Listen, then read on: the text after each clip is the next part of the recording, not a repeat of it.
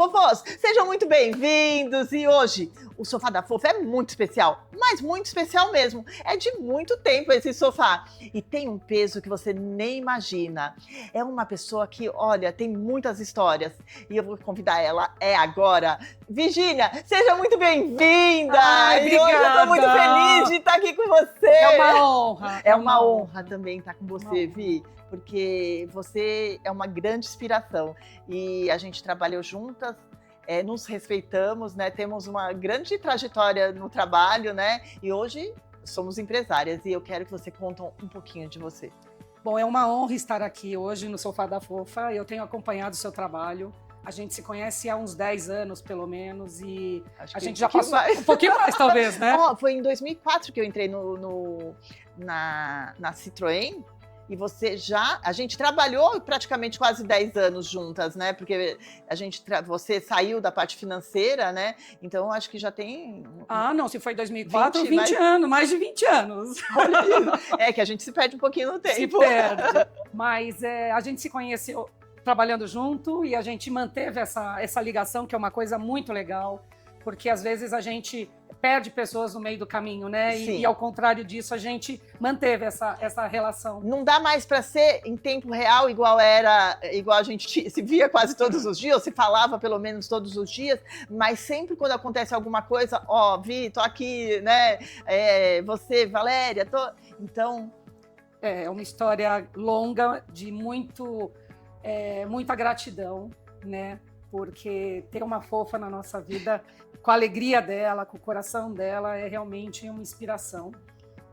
A gente passou por muita coisa junto, momentos muito bons, momentos muito difíceis, mas a gente está aqui para poder contar essa história e trazer essa história para outras pessoas poderem saber um pouquinho mais da gente, né?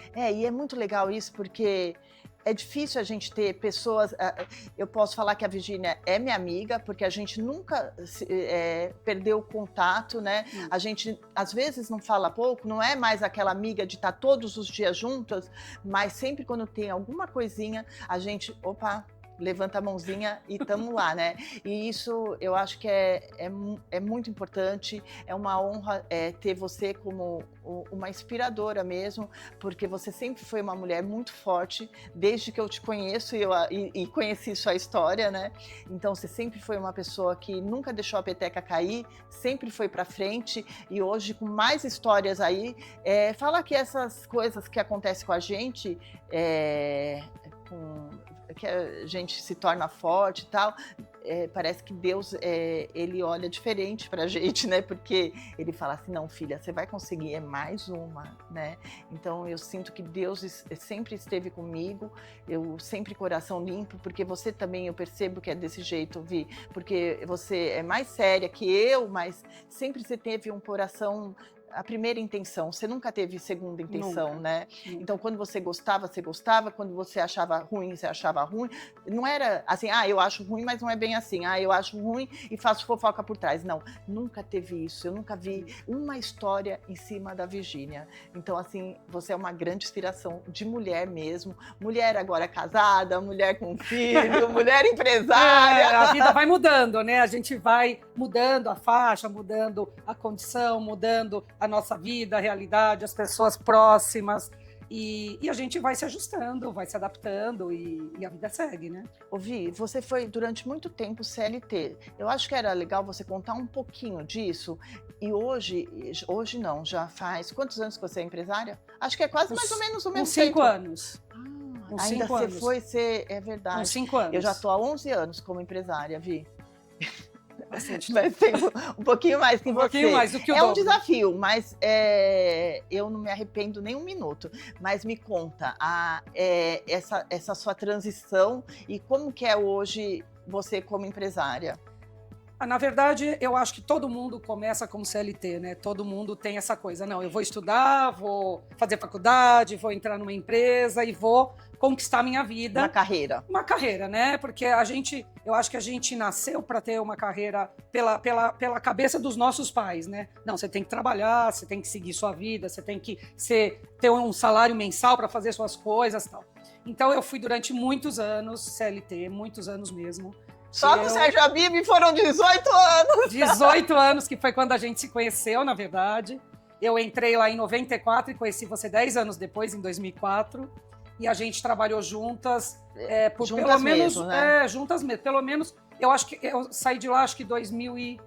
eu nem me lembro exatamente. Eu saí em 2013, eu acho que você saiu em 2011 ou 12. 2012. Então a gente trabalhou bastante tempo junto, a gente tinha uma carga de trabalho bastante grande, a gente tinha a gente estava num mercado... Pode ir. A gente estava no mercado masculinizado, e a gente foi uma exceção do começo dessa coisa de transição de mulheres no mercado de automóveis. Então, acho que a gente também passou por essa fase dos homens não entenderem muito bem o que a gente estava fazendo ali. Respeitar muito, né? E os clientes também que vinham na loja e não entendiam porque que tinha uma mulher ali na frente da loja. Eu apanhei. Você apanhou, eu me lembro desse dia que você me ligou chorando, você tinha saído da concessionária. Chamou, Virgília, o cliente me bateu. Eu falei, engole o choro, dá 2 voltas em volta da concessionária e volta lá. Porque a gente não podia esmorecer, porque a gente tinha uma equipe muito grande apoiada na gente. Então, por mais que aquilo fosse difícil para nós, uma coisa que a gente não aceitasse na nossa vida pessoal, fazia parte do nosso trabalho, fazia parte a gente ser forte, né? E aí a gente eu passei muitos anos trabalhando com automóveis, eu acho que da minha carreira, uns 30 anos trabalhando com carro, foi muito tempo. Você ainda ficou mais que eu, então? Mais que você. Descobri agora, eu tinha esquecido desse pedaço. Eu, na verdade, trabalhei até a pandemia com automóveis. Você ficou com medo de empreender, Vi? O que aconteceu? Eu acho que a gente tem medo, né? Porque essa regularidade do salário, de todo dia 25 ter o salário lá, de você conseguir viver dentro do escopo do que a sua renda proporciona, e de repente você empreender assim, você acorda dia 1º, tá devendo o tanto que você tem que pagar e você tem que fazer aquilo acontecer dentro do mês, né? E a gente tinha um salário alto, né? Porque a gente tinha cargo de confiança, então isso, tudo bem, tinha muita responsabilidade, mas a gente tinha conseguido acessar um nível que não é para todos, principalmente no ramo de automóvel para mulheres, né? Então também você era diretora geral, você foi diretora geral, né? Eu era diretora de concessionária, você foi diretora geral, mas antes de sair do ramo eu também fui diretora geral. Então assim, é uma carga alta, é uma energia que é acima do normal que a gente coloca, é uma energia que eu falo depois de velha, 54 anos, eu fui descobrir que energia feminina e energia masculina, gente. A gente só exercia masculina. Exatamente. Não tinha energia feminina. Não tinha. Porque a gente se jogava. Olha, essa história eu quero deixar declarado aqui, porque é a primeira que eu tô falando que viu o que aconteceu. Eu apanhei, sim, dentro de concessionária. O cliente chegou lá, o vendedor não tinha ido trabalhar. Ele marcou uma entrega de sábado, nós não entregávamos carros de sábado e o carro era usado. E carro usado, você sabe que é uma caixinha de surpresa. Provavelmente não tinha feito ainda a revisão e ele foi para retirar. O carro parou na rampa. Ele falou, você vai lá e arruma. Eu falei assim, olha, desculpa, eu não tenho como arrumar, eu não sei, não tenho oficina aberta de sábado, eu ainda trabalhava num showroom só de vendas, a gente tinha um apoio de oficina. Não quero saber, você vai lá e arruma. Eu falei assim, olha, não tem condições. Aí ele começou, porque eu sempre fui loira, começou com aquelas palavras pejorativas de loira, né? Loira burra, loira puta, loira tudo que possa imaginar. E eu lá... Eu fiquei quieta, chegou uma hora que eu falei assim, olha, eu não vou falar mais com o senhor. Peguei, virei as costas. Quando eu virei as costas, ele soltou uma cotovelada no meu braço, que na hora ficou roxo, porque ele era um cara forte e tal. E eu não chorei na frente dele, é claro. Mas eu tinha um apoio, que era minha diretora. E aí, liguei pra Virgínia, tô chorando. O que foi, fofa? Aí eu falei assim, então, eu acabei de apanhar dentro da concessionária. E realmente, então imagina, olha o que ponto chega, porque a gente está num lugar aberto, a gente recebe de tudo, né? A gente não sabe quem vai entrar. E eu chamei a polícia, eu tomei as atitudes, eu chorei fora, ele não viu eu chorando, mas eu tomei atitude, chamei a polícia, aí o policial queria bater no cara, eu falei assim, olha, eu não quero que bate porque eu tô exposta, eu vou estar aqui semana que vem inteira, então ele não vai ser preso, eles não vão matar ele, então como que Eu não posso, né? Não. Aí eu falei assim, não, eu só quero que ele cancela, porque eu sempre pensei na empresa, o Sérgio Habib é como se ele me desse uma chave da concessionária. Então eu tinha que responder pela chave, pela concessionária dele. E se eu deixasse ele embora sem ele cancelar, ele podia pegar 2 vezes o carro pela lei do consumidor. Eu falei assim, não, você vai assinar, você vai só pedir para ele assinar que ele está cancelando o carro. E que na segunda-feira de manhã, às 7 horas da manhã, o dinheiro está na conta dele. Porque isso também a gente não tinha problema, né? Nenhum. Graças a Deus. E foi isso que aconteceu. O cara assinou. E aí eu só falei isso para ele, a hora que ele estava saindo. Agora fala, tudo que você falou para mim de loira, o que era loira? E foi aonde que ele abaixou a cabeça e saiu do lado. Então, assim, ninguém é tão forte, né? E eles querem, os homens, alguns, né? Não são todos, com exceção sempre, querem se impor em cima de outras mulheres, né? E, enfim, mas graças a Deus saiu tudo bem, acabou lindo, maravilhoso. Ele nunca apareceu de volta, graças a Deus. Mas eu passei por tudo isso. Então, o ramo de automóvel era muito complicado, porque era muito mais homens do que mulheres, né? Eu acho que hoje tem mais mulheres, mas ainda tem essa coisa, porque você tem toda a parte do pós-venda, que é muito mais masculina, então eu acho que ainda tem. Mas é um mercado que se abriu demais, é um mercado que evoluiu bastante depois que a gente saiu. Acho que a gente trabalhou com uma questão do mercado automotivo, que é a questão do sonho, né? Todo mundo tem o sonho de comprar um carro, né? A gente trabalhava com o sonho das pessoas. Além de toda a nossa dedicação, quando a gente via um cliente saindo com o carro dele, sendo entregue, para nós era uma satisfação. A gente punha um laço vermelho, porque era um presente mesmo, né? Era um encantamento, né? Era um momento que era mágico, que a gente fazia dele ser mágico, né? Exatamente. Então, foi um momento muito legal. Acho que o ramo que a gente trabalhou por muitos anos é um ramo que traz essa questão desse amor, né? Dessa conquista das pessoas. Então, acho que a gente fez o nosso melhor nesse ramo. A nossa passagem foi uma passagem muito feliz nesse ramo, a Deus, né? Graças a Deus. Porque eu saí, mas tenho muita gratidão até hoje. Tudo que eu sei hoje como empresária, e eu também, eu falo muito do Sérgio Habib, porque ele não só... Ele cobrava bastante a gente, mas ele ensinava também bastante a gente, né? Ensinava. Então, ele dava treinamento pra gente, ele mesmo era nosso treinador, porque uma palestra com o Sérgio Habib, eu fico até vendo tanta gente fazendo, eu falo, como esse homem não vai falar, né? Ele tá só nos podcasts, mas era sensacional, né? A gente saía de lá, parece que acreditando em algo muito, muito, muito maior, né? Coisa que a gente não via, porque nessa época não tinha essa coisa da internet que tem hoje. Do YouTube, do TikTok, do Instagram, não existia nada disso. Existia a pessoa que ia lá e falava. E ele trazia tanto conhecimento de bagagem que ele tinha, tanta coisa que era real, que de fato ele estudava para aquilo, para poder passar aquilo, que a gente saía de lá com uma sensação de ter absorvido tanto conhecimento adicional, tanta coisa, que a gente chegava no outro dia e parecia que as coisas tinham mudado até de cor. Exato, né? Exato, era incrível. Incrível. Então, eu assim, tudo que eu sei hoje, eu acho que 70% eu aprendi dentro do Grupo SHC, porque foi uma escola lá. Eu passei 10 anos com o Sérgio Habib e como vendedor ele também, ele era presente, né? Ele fazia uma reunião toda vez mensal, então eu aprendi muito com ele, eu honro também muito a vida dele e eu sou apaixonada por ele, assim, como empresário, como patrão, como tudo, porque ele sempre nos respeitou bastante, assim, como tudo, né? E aí ele tinha uns repentes, como todos nós temos. Como todos nós, de vez em quando sai da estribeira, dá uma chamada, mas faz parte do negócio, né? Mas eu também sou muito grata, acho que eu aprendi muito, eu saí de ser menina para ser empresária de verdade, muita coisa foi ele que nos ensinou. E eu vejo hoje ele falando, ele continua daquele mesmo jeito, sempre com estatísticas, sempre com comparativos, que são importantes. Sempre com números. Sempre com números, que ele gosta muito de números. Mas foi uma fase muito legal da nossa vida. Foi de mesmo. Aprendizado, de ganho também, né? E de tudo. Então, é isso. O ramo de automóvel, eu acho que foi maravilhoso, mas... Mas a gente tinha que em algum momento virar a página, né? Tem que virar. Eu acho que agora eu quis, em 2014, quando eu saí da concessionária e decidi empreender, né?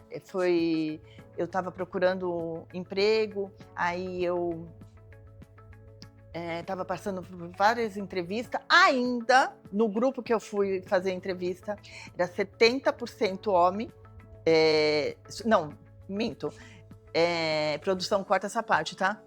Porque a empresa que eu comecei a fazer entrevista, só tinha uma diretora mulher. Se eu passasse lá, ia ser a segunda. Olha só, isso aí foi em 2015. Lá no Sérgio Habib, 70% já era mulher, né? Já, ele gostava de trabalhar com mulher. Sempre gostou. Sempre. E então ainda tinha concessionária com muitos homens. Principalmente as concessionárias que eram familiares, né? Onde o pai e os filhos ainda coordenavam toda a operação. Então tinham pessoas de confiança deles que estavam lá nas concessionárias. Então era um mundo bem mais masculinizado. E aí, nesse momento, Vi, quando eu ia participar da última entrevista, minha sobrinha descobriu um câncer. Ela teve um câncer de leucemia. E naquele momento, comecei a repensar na minha vida. E aí, o que eu pensei? Que eu tinha pouco tempo com a minha filha, que eu tive pouco tempo com a minha sobrinha, que eu tive pouco tempo comigo. E aí eu falei assim, não é isso que eu quero. Mas no mesmo tempo que aconteceu tudo isso, eu falei, mas eu vou fazer o quê? O que eu sabia, a única coisa que eu sabia era vender. E aí foi aonde que eu me joguei nas vendas. Eu acho que a gente sempre busca um porquê, né, das nossas decisões de mudança. A minha decisão de mudança, de sair do mercado de automóveis, foi na pandemia. Estava tudo fechado, a gente achou que a pandemia ia durar 15 dias e durou 6 meses, né? Foi uma loucura completa. Foi. E aí eu entendi que eu precisava também ficar mais com meu filho. Que eu queria ter um pouco mais de tempo para curtir. Eu deixava ele na escola às 7 da manhã, pegava às 7 da noite.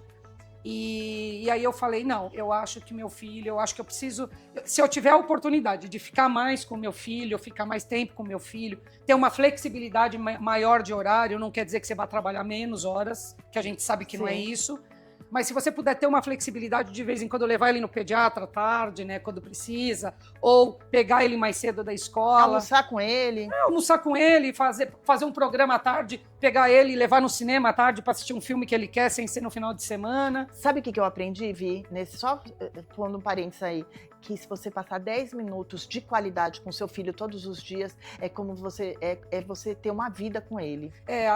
A qualidade é mais importante do que a quantidade, Exato. Na verdade, né? E a qualidade traz memórias para o resto da vida.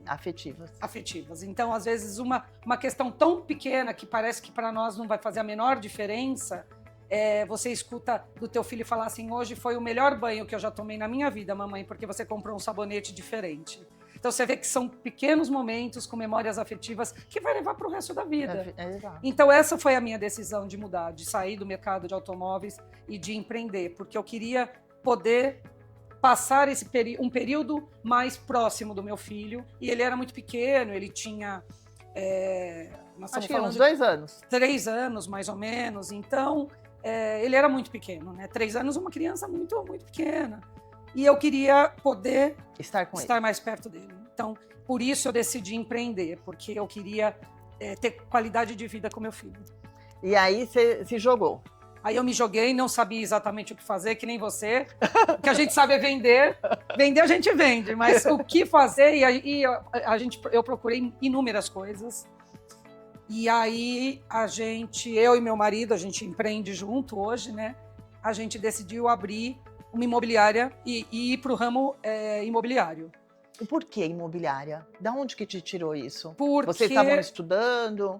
A gente foi ver vários... Eu não tive tempo de estudar, tá? Daqui a pouco eu vou contar. A gente viu vários segmentos. A gente viu o segmento de alimentação, doceria, a gente viu semijoias, a gente viu 5 a sec de lavanderia. Mas todos esses negócios, você dependia de uma operacionalização muito grande e você tinha que ter muita gente envolvida para o negócio funcionar, né? Você não tem só o prestador de serviço, você tem as pessoas que precisam estar lá. Então, por exemplo, eu não sou confeiteira. Então, se eu abrir uma confeitaria, e o confeiteiro faltar, eu tenho que ir lá no lugar do confeiteiro fazer, Tem porque que eu vou arrumar abrir a alguém. porta. Então, essas coisas começaram a deixar a gente um pouco preocupado, porque a gente nunca tinha empreendido antes. E aí, depois que a gente viu o ramo imobiliário, o que nos chamou a atenção? Que a gente ia vender o mesmo tipo de sonho para as pessoas. Eu vendia carro, que é um sonho, e eu passei a vender casas, que também é um sonho. Muito perto. Muito perto. Então, você trata numa região emocional das pessoas que é muito legal. Então, eu não tinha que mudar o foco da minha venda, a maneira como eu ia tratar o cliente, eu só ia mudar o produto. Porque carro é commodity, né? O carro é atendimento, e vender imóveis também é atendimento.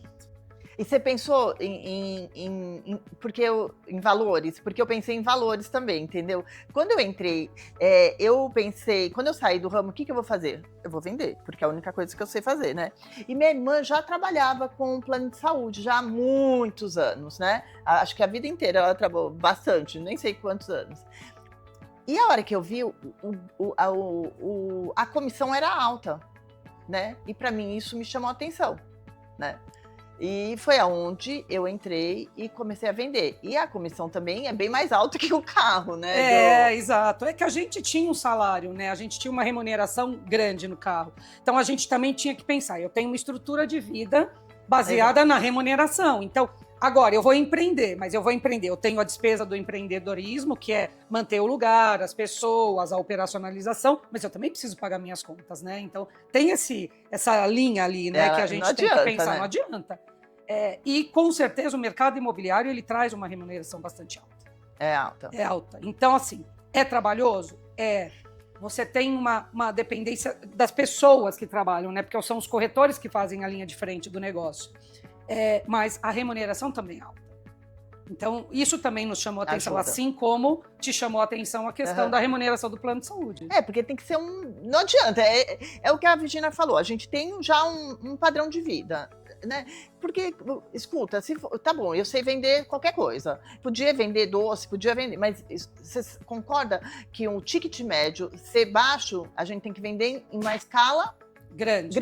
Exatamente. Então, se você pega um ticket médio, que pode ser um ticket mais baixo, mas que você tem uma remuneração alta, também você vai conseguir chegar no padrão que você tem. Então, isso a gente tinha que estudar também, porque você não pode cair tanto, porque você já está acostumado com uma coisa, você não vai querer voltar para trás, né? Não, você volta um pouquinho, não adianta, né? Não, que a gente voltou, teve que dar vários passos para trás para poder, porque empreender... Eu cheguei a ficar sem carro. Então, empreender no país é um negócio difícil, é um negócio de resiliência, né? Tem mês que você fatura muito, tem mês que você não fatura nada. Então, assim, é um negócio de resiliência. Mas você, de fato, o trabalho, o investimento de tempo para você fazer aquilo acontecer, se você tem um negócio que a remuneração é maior, você vai investir o mesmo tanto de energia.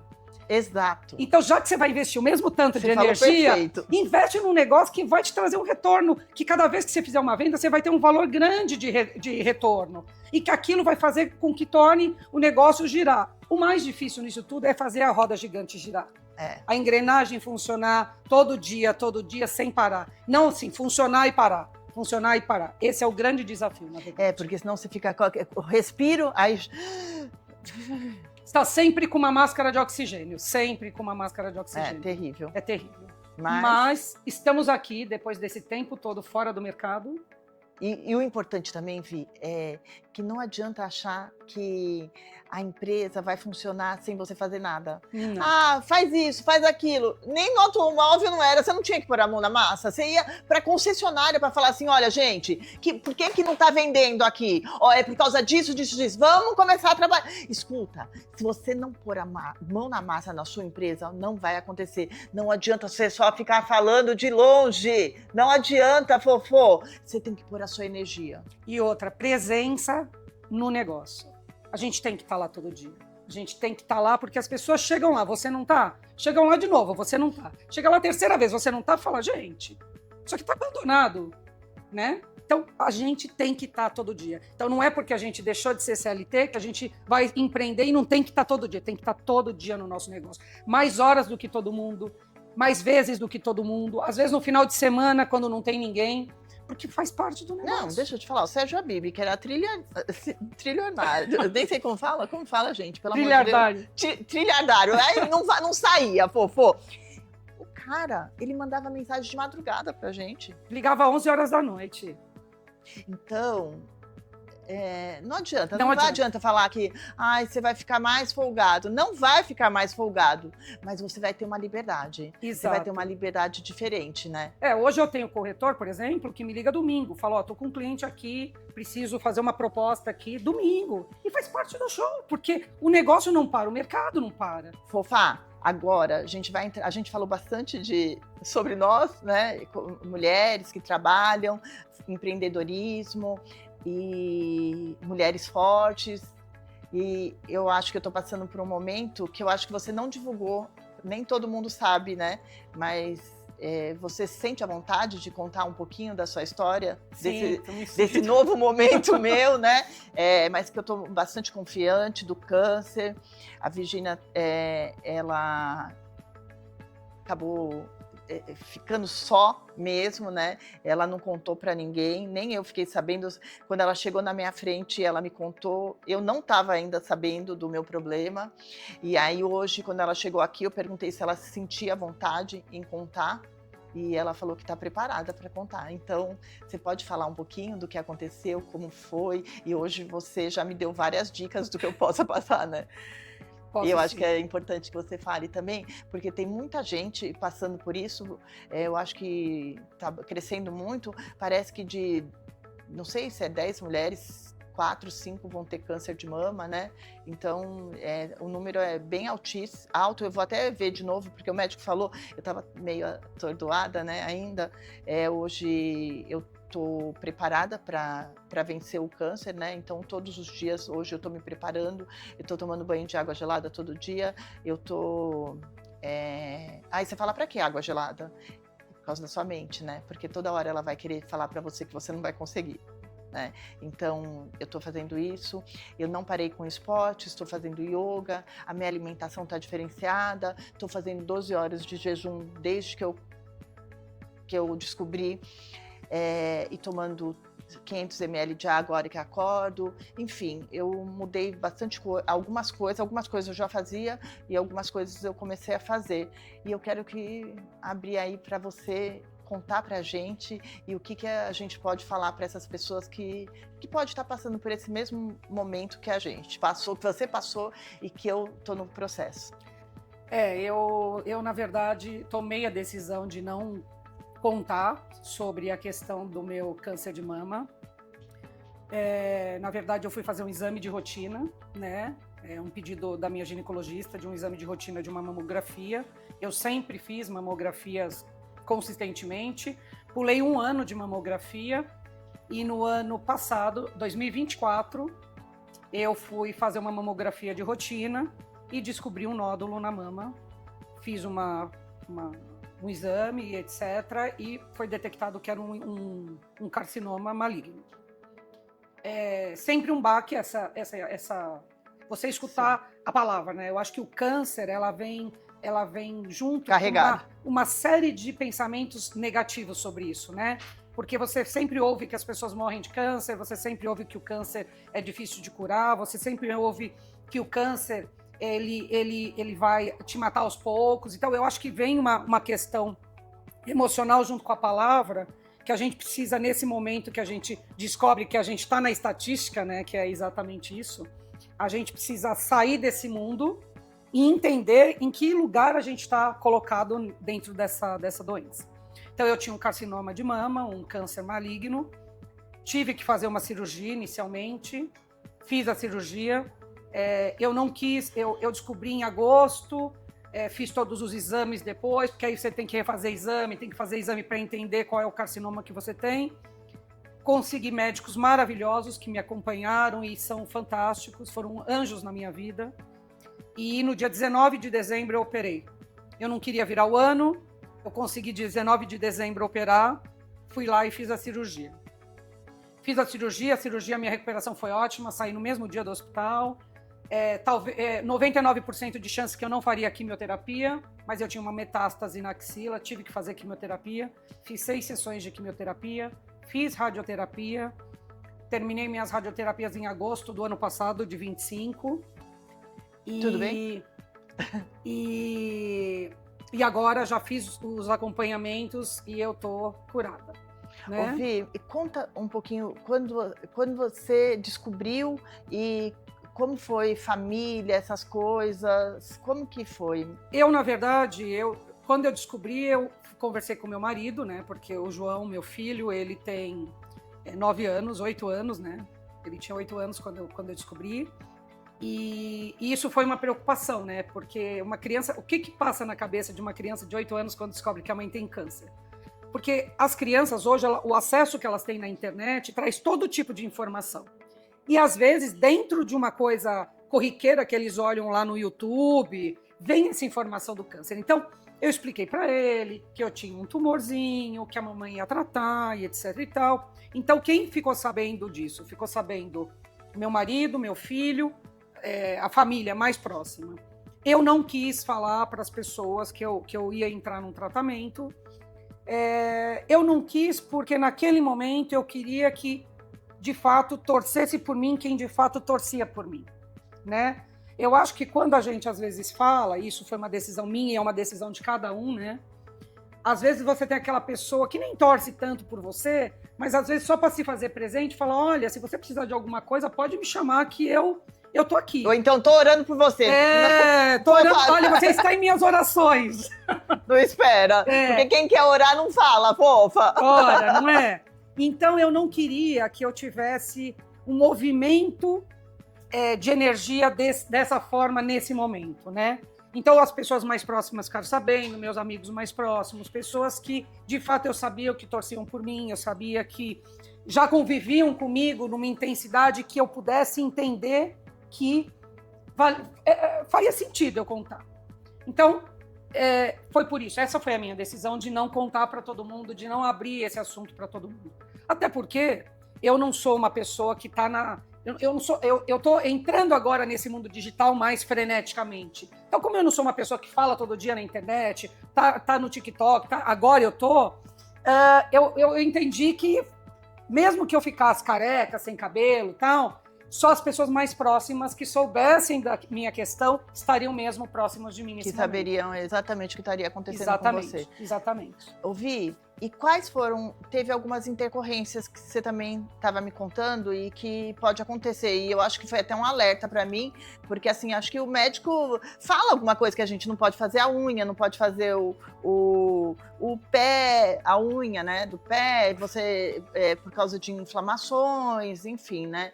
Mas você quer contar algumas das coisas que aconteceu com você, que eu achei tão importante para mim, eu acho que outras pessoas também merecem saber? Claro. Quando a gente passa por um processo de quimioterapia, de tratamento de um câncer, a gente tem uma série de restrições, né?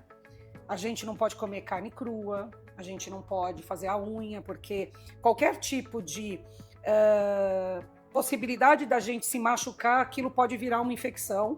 E a nossa imunidade, por mais que existam hoje processos e medicações que ajudam nessa coisa da recuperação das plaquetas depois de um processo de quimioterapia, a gente fica mais vulnerável, a gente fica mais debilitado, né? Então a gente não pode fazer a unha, a gente não pode fazer nenhum tipo de pigmentação na pele, a gente não pode comer carne crua, a gente não pode se machucar, então assim, correr o risco de fazer um arranhão, qualquer coisa pode gerar uma infecção. Eu tive um problema, eu na verdade optei por não colocar um catéter para fazer a quimioterapia, optei por fazer a quimioterapia direto na veia, porque eu fiz 6 sessões com um ciclo de 21 dias e eu entendia que eu ia conseguir passar por esse ciclo tranquilamente. Não é tão simples assim, né? Eu acho que é um processo que a gente tem que respeitar o nosso limite humano e do corpo, não é a nossa vontade de fazer diferente, né? Então eu tive uma trombose na veia em algum momento do meu tratamento. Tudo que você tem nesse processo, você tem que correr para o hospital. Se você tem uma febre, se você tem uma gripe, se você tem um enjoo maior, uma tontura, você tem que correr para o hospital. Por quê? Porque os medicamentos, eles durante o ciclo do intervalo, eles estão agindo ainda no seu corpo. Então não é um processo que você terminou aqui, pronto, acabou. Não, ele continua trabalhando o seu corpo e o seu corpo tem que reagir para recuperar a imunidade para você poder fazer a próxima sessão, a próxima etapa dentro do tratamento.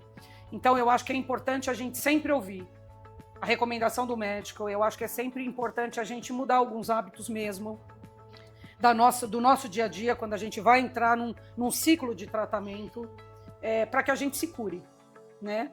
Hoje, 95% das mulheres têm câncer de mama se curam, 95%.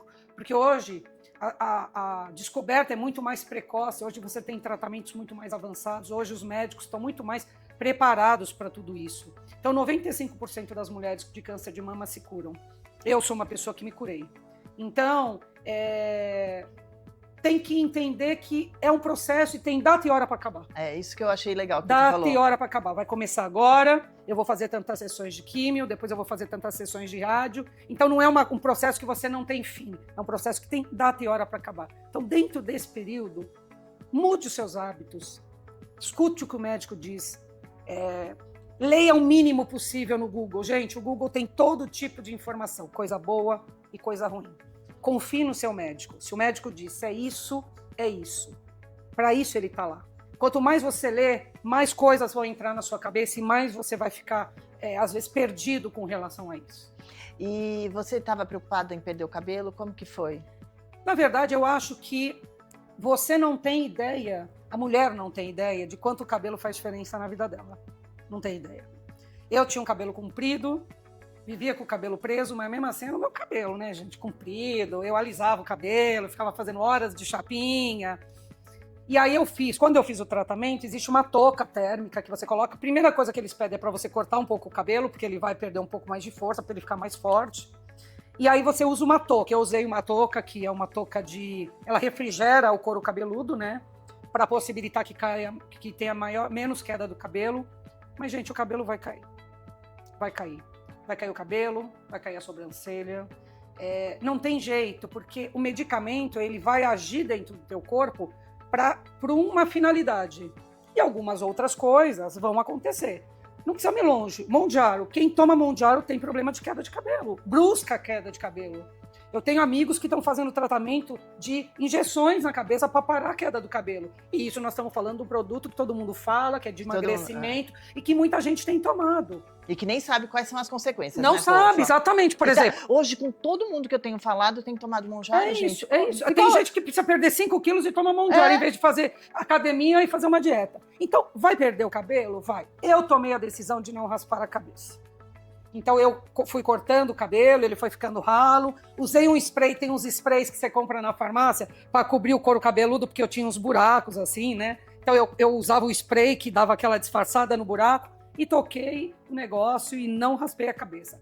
Mas eu poderia ter raspado, eu acho que é uma decisão. Quando você vê aquele montante de cabelo caindo, você sente, é uma coisa, porque o cabelo tá com você a vida toda, né? Mas, gente, o cabelo vai crescer. A sobrancelha vai crescer, a sua vida vai voltar ao normal. Então, assim, é uma questão momentânea. E é uma questão que você tem que entender que você vai olhar no espelho e você vai se ver de forma diferente. É isso, eu acho que é muito mais isso. Eu acho que foi muito legal esse negócio que você falou desde a hora que você chegou, data e hora para acabar, né? Realmente, a gente, é um processo, né? Eu não ia fazer exame esse ano, porque eu viajei muito, os 6 primeiros meses fui para 10 países, esse ano o ano passado foi atípico, né? E eu não tinha, sabe quando eu falei assim, vou pular, né? E minha filha foi numa nutróloga, e ela falou assim, mãe, ela é maravilhosa, e você precisa ir, você precisa tomar alguma coisa, tá muito corrida a sua vida, tal. Aí eu falei assim, tá bom, eu fui. Primeiro que eu mudei bastante, Vi, eu não sou mais aquela pessoa, né? Eu tô muito mais calma, muito mais centrada. Quem me conheceu não me conhece mais, porque eu sou outra mulher. Eu tenho certeza que eu fui transformada pela renovação da minha mente. Hoje eu faço meditação, não tem mais tinha muita briga, muita coisa. Não, acabou isso, acabou, entendeu? E hoje eu entro na minha clínica, as meninas, antes elas tinham até medo, né, de eu entrar, porque eu era né? Achava que eu estava naquele ramo maluco que eu trabalhei. Enfim, então hoje eu tô mais calma, eu presto mais atenção e isso faz com que a gente também mude, né? Eu fiquei 1 hora esperando a médica. Em outra época, eu falei tudo isso para falar assim, fiquei 1 hora esperando a médica. Em outro momento, eu jamais ficaria, fofa, jamais, porque realmente eu não tinha paciência, né? E então eu tava online com o Pablo Marçal, eu passei um ano inteiro com o Pablo Marçal, esse ano a gente ainda não comecei. E eu peguei e fui pra consulta. Falei assim, nossa, doutora, você me fez esperar 1 hora. Ai, Valéria, me desculpa. A mulher olha, uma graça, você precisa de ver. Maravilhosa. E ela me pediu um monte de exame. E me pediu mamografia. Quando eu fui fazer os exames, tinha mamografia. Eu falei assim, ô Fofá, pra minha secretária, não é possível que tenha até mamografia, né? Aí, tá bom. Aí eu fiz a tal, chegou lá, demorou. Aí eu falei assim, eu não vou fazer mais. Acabei fazendo a mamografia, graças a Deus, né? E quando... Aí elas mandaram direto os exames para a médica, aí a médica me ligou, na hora, era 8h30 da noite, a hora que ela me ligou. Valéria, você tá com câncer, desse jeito. Você precisa urgente ir fazer uma biópsia para saber o que que é. Você precisa... Eu falei assim, nossa, fofa, veio um monte de coisa na minha cabeça, sabe? Eu não sei, tipo... É um misto de emoções. É um misto de emoção, né? Eu vou vencer, mas é perigoso eu morrer. Qual as consequências que vai ter? O cabelo. Não tem. Passa tudo isso na cabeça, né, Sempre fofa? passa. Não tem jeito, não tem jeito. E aí, comecei a procurar os médicos, né? Graças a Deus, eu encontrei um médico. Eu ia terminar de contar, não contei para você, ainda bem que não deu tempo. Porque eu fui num médico, em um mastologista, não gostei, eu fui em outro, que um oncologista, que eu já tinha decidido tratar com ele, falou assim, olha, vai nesse. Aí eu fui, eu ia no terceiro, que era da minha prima, nem liguei para você, porque já tinha um monte de gente, né? Aí fui nesse médico. E aí ele conversou, uma delicadeza, tal. De repente, atrás dele tinha um quadro, um diploma lá. Só que eu tô com problema de visão, não vi, e minha filha também estava tão emocionada lá com o médico que também não viu. Aí ele falou assim, ai, e a conversa vai e vem, olha, você vai ter que operar o mais rápido possível, era em outubro e tal. Aí ele falou assim, nossa, olha que coincidência, vocês viram? Meu avô, que se formou na primeira faculdade, não sei da onde, que ele falou lá, que eu não lembro mais, era Esperidião. Eu falei, oi? Esperidião? Fofa, eu tenho 54 anos de novo. Eu tenho 54 anos, eu nunca tinha escutado o nome igual do meu pai. Eu já vi Esperidião a mim, que é o nome do cara, mas Esperidião eu nunca tinha visto. Aí eu falei assim, é um sinal. Para mim, hoje em dia, não existe coincidência, fofa. Existem sinais na sua vida. E você tem que pegar, entendeu? Tem que aprender a ler os sinais, né? Exato. Entender os sinais. E aí ele falou assim, olha, vamos ver, vai sair os resultados, tal, pá, pá. Ele falou assim, eu acho que não vai precisar tirar a mama, mas talvez a auréola vai. Quando ele falou, não vai precisar tirar a mama, sabe, eu não senti tanto igual eu senti quando falou que ia tirar a auréola. Eu fiquei com uma coisa tão ruim, fofa, então teve mais isso. Foi bem complicado, eu vou falar aqui essa parte. É normal, eu acho que o princípio é o pior. Porque depois você vai entendendo, você vai absorvendo, você vai orando, você vai reajustando todas as caixinhas e vai colocar isso como uma prioridade. Não tem jeito. Não tem jeito, porque entre as suas caixinhas tem mais uma de prioridade. Talvez você tenha que tirar algumas. Né? E mudar o rumo da vida, e mudar o jeito como vive. E eu saí de lá com a data marcada da cirurgia, dia 21 de novembro. Foi muito rápido, tudo muito rápido. Eu descobri, já consegui, foi muito rápido. A cirurgia, fofa, eu tava morrendo de medo de ficar com dor, porque você sabe como que é lipo, né? Lipo dói tudo, né? Aí eu falei assim, gente, eu vou ficar com dor. Eu tava morrendo de medo, que aquela dor é terrível da lipo, né? Eu falei assim, ai meu Deus, mexendo no meu peito, porque eu não sabia o tamanho que era, né? E aí eu pedi para Deus usar a mão dos médicos. E eu fui para a sala de cirurgia, Vi. Quando acabou a cirurgia, veio um clarão, assim, ó. E todos os médicos ficaram emocionados, porque eles sentiram. Eu falei assim, porque eu tenho certeza que Deus estava ali naquele momento, entendeu? O clarão, todos os médicos viram e todos ficaram emocionados. Tanto é que o meu médico mesmo, desceu para falar com a Gabi e ele estava chorando ainda. Ele falou assim, falou que eu era iluminada, mas na verdade aconteceu ali uma coisa espiritual. Então, assim, Deus existe. Sim, claro. Deus está com a gente, né? Com certeza.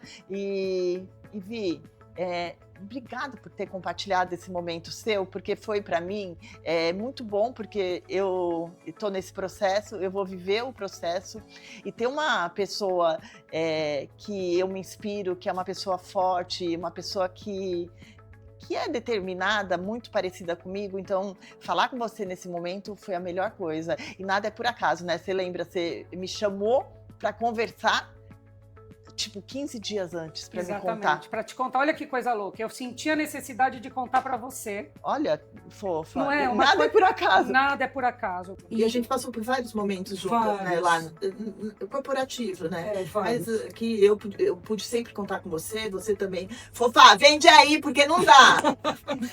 Mas olha, Fofa, é importante. Isso é uma fase. Sim. E nenhuma fase dura para sempre. Amém. Eu agradeço o convite. Deus te abençoe. Amém. A você Muito também. obrigada por estar aqui, muito obrigada por tudo. Você é uma pessoa maravilhosa e que Deus possa te abençoar todos os dias da sua vida. Amém. E abençoe você também.